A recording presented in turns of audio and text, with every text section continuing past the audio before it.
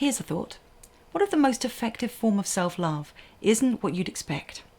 What if it has less to do with rituals, affirmations, and forgiveness than it does with valour? What if the ultimate act of self-love simply involves the courage to stand in front of the parts of yourself that terrify you and say, I see you? My name's Hazel Gale.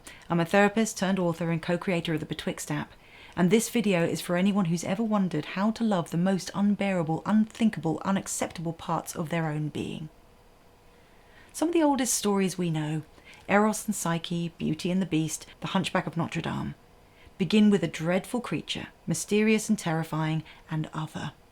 But then something happens. Someone, usually the heroine, dares to love the beast, which breaks the curse, and the monster is transformed, made whole, made good. Of course, we don't only see this in old stories. That same pattern plays out in novel after novel, movie after movie. The BFG, Moby Dick, King Kong, Edward Scissorhands, Shrek.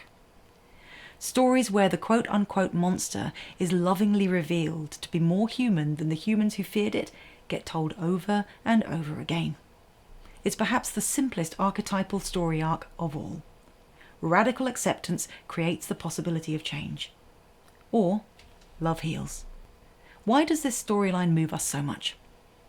Maybe it's because on some level we know it's not just about the beast out there, but about the beast in here.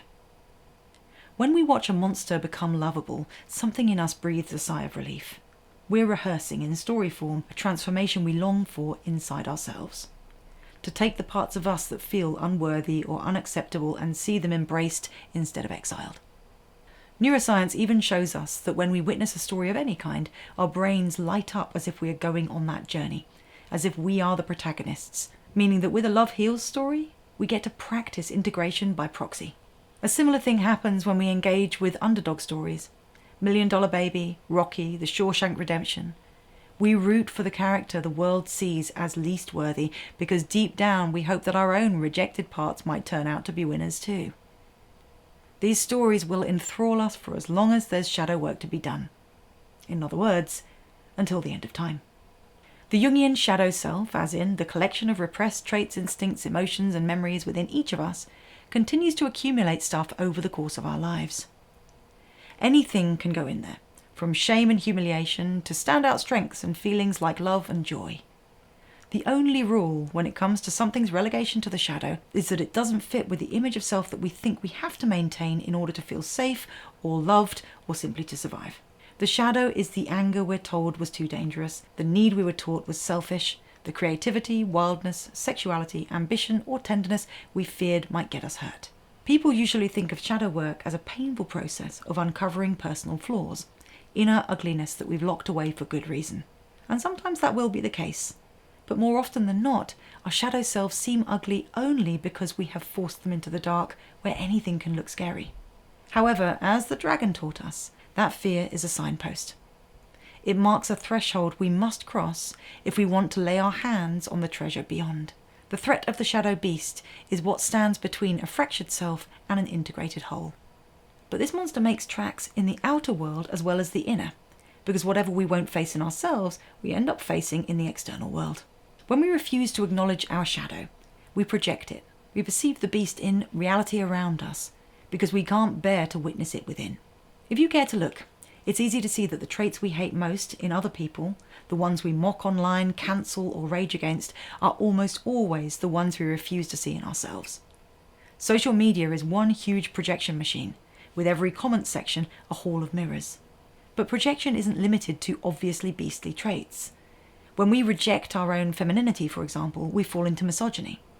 If we disown our creativity or strength or ambition, we'll throw those things out there too and find ourselves consumed by intense jealousy, forced to live in an ostentatious world full of brilliant, powerful achievers that we feel we could never even hope to rival.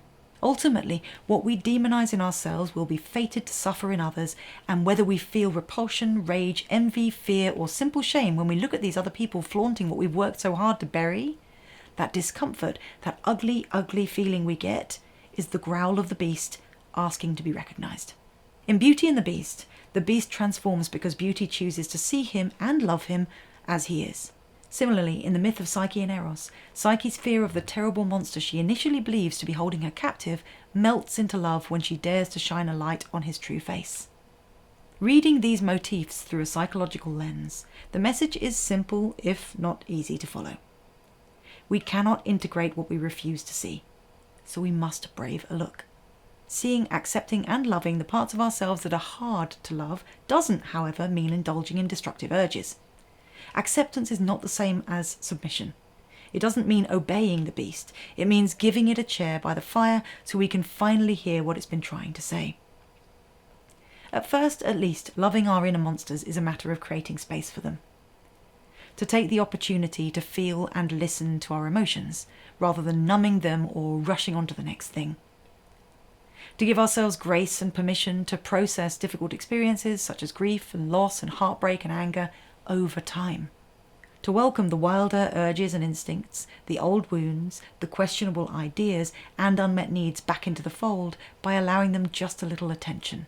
So it's not about giving in to these difficult experiences, nor is it about following every whim. It's about allowing them to exist. Because our monsters are far more harmful when pushed away or ignored.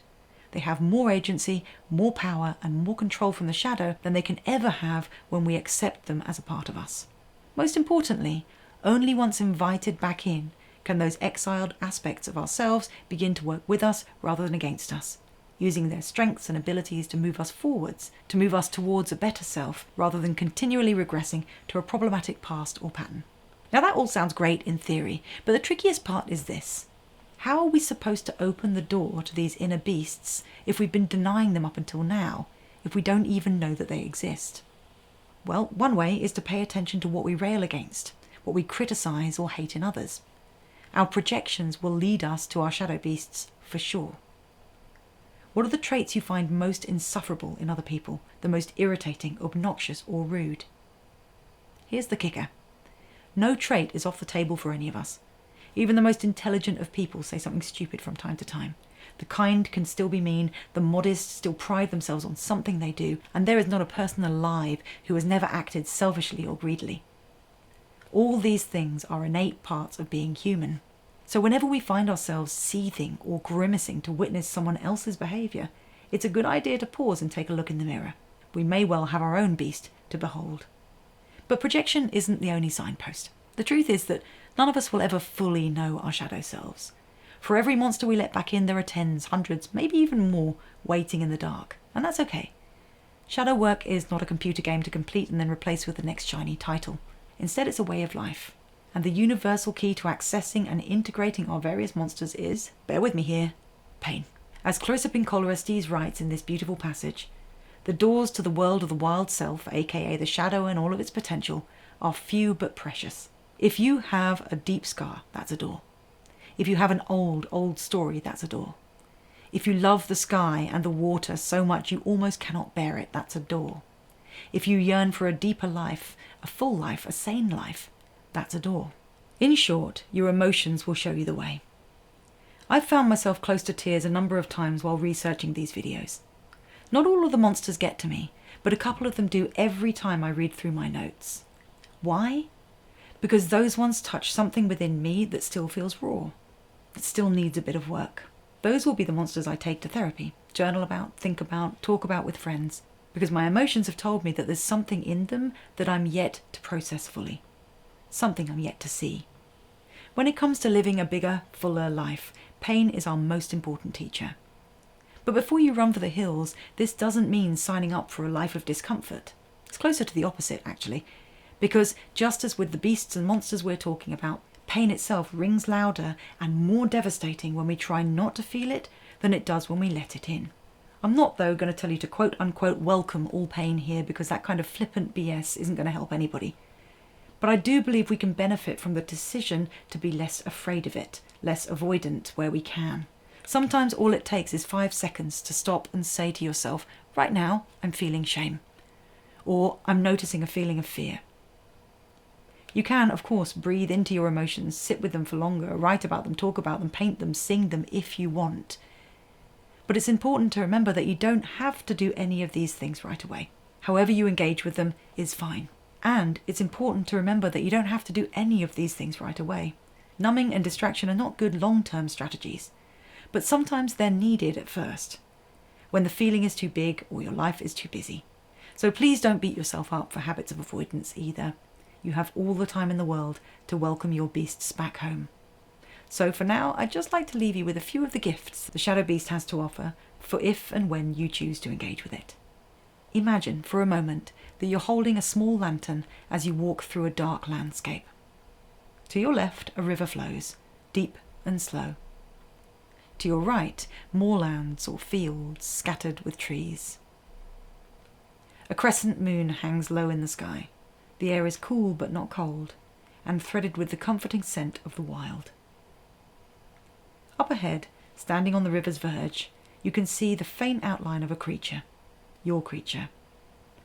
And it doesn't matter if it's big or small, furry or winged, whether it's clearly silhouetted or so vague you have no idea what shape it might take. Just that you notice it there, head bowed ever so slightly, as if trying to see its own reflection. And as you walk and breathe with each exhalation into the cool night air, the light from your lantern grows warmer, brighter, until you can see not just this creature's shape, but also its eyes, strangely soft and human, watching the water flow by, patient, as if waiting, until it looks up, noticing you. Now all you need to do at this moment is this. Hold the light steady, hold its gaze, and breathe as you allow your mind to remember the lessons the shadow beast teaches, that you are not only the polished parts of yourself, and that's a good thing, that the messy, wild and painful bits of your life are potentially powerful parts of your story of your wholeness. And finally, that love, fierce, conscious love, transforms what fear cannot. And so at last, if it feels comfortable and if it feels natural, and without needing to assign any particular meaning to this creature, you might imagine the light from that warm lantern glowing so bright that it flows into the being before you, as if it can flow into the creature's lungs like air, around its body like blood, transforming it in some way. What do you imagine? For some, the beast may become a bird and fly into the increasingly bright sky. For others, a small animal, soft and gentle. For others yet, a person, perhaps a child, who walks towards them. You may imagine the beast transforming into something as simple as light or colour, a sound, a feeling. Or it may be enough for you here today to just imagine that creature bathed in the light of the lantern. Because to love the beast is to see it, as it is. It's to love yourself back into existence, not despite your wounds, but through them. True belonging, writes Brené Brown, is the spiritual practice of believing in and belonging to yourself so deeply that you can share your most authentic self with the world. True belonging doesn't require you to change who you are. It requires you to be who you are. So why not finish here by giving a part of your mind permission to go out into the wilderness and find it? Belonging. To find the part that you fear, the part that you loathe, the part that you feel ashamed of. And just see what happens when the wild comes home.